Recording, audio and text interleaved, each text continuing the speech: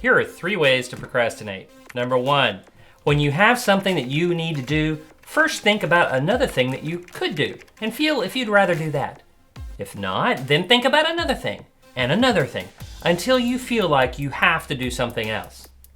Number 2, when you have something that you need to do that is challenging, say to yourself, who are you to do that? You aren't good enough. You don't know enough.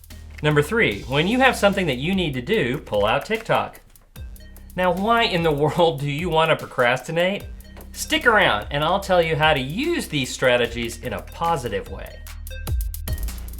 Distinctions for Life, helping you get what you really want in life with small changes that make a big difference.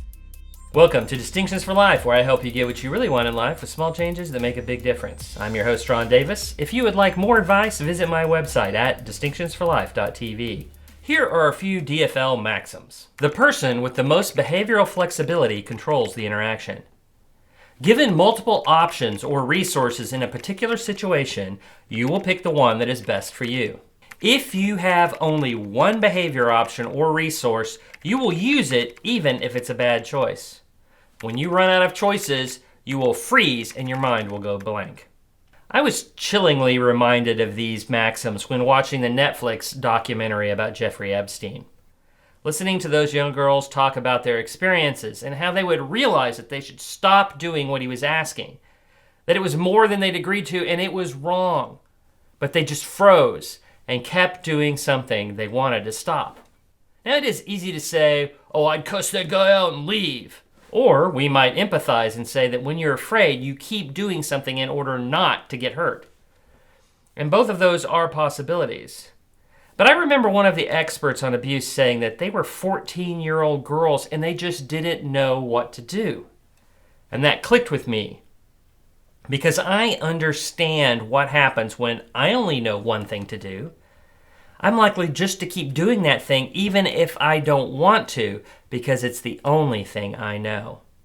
You hear us say it when we explain that we didn't act in a bad situation. I didn't know what to do. It is true in less major things as well. When you don't know what to say on that sales call, you just freeze. The pretty redhead at the bar makes an unexpected answer to your question, and your brain just goes blank. Or when you start thinking about all the things that you could be doing instead of the thing that you should be doing, we don't have another option, so we procrastinate. Strategies are those options.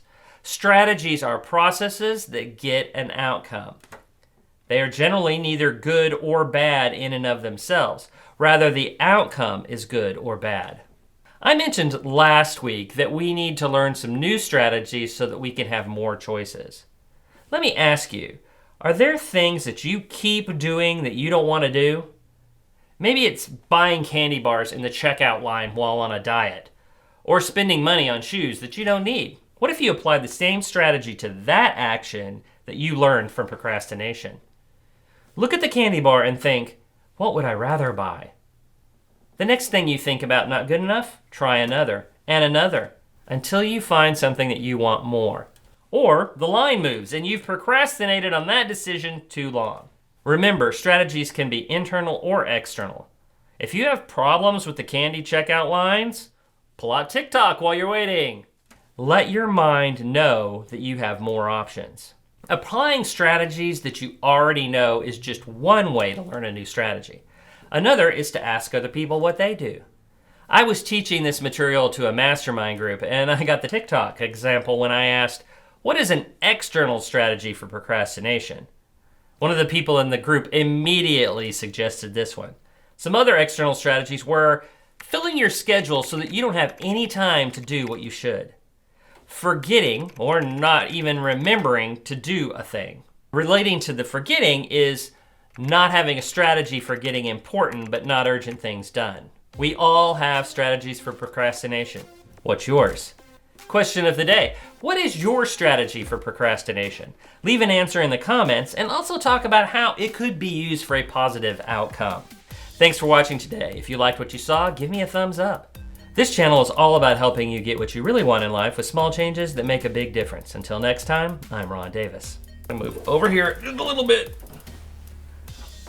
Am I actually even far enough over? We're gonna go with it.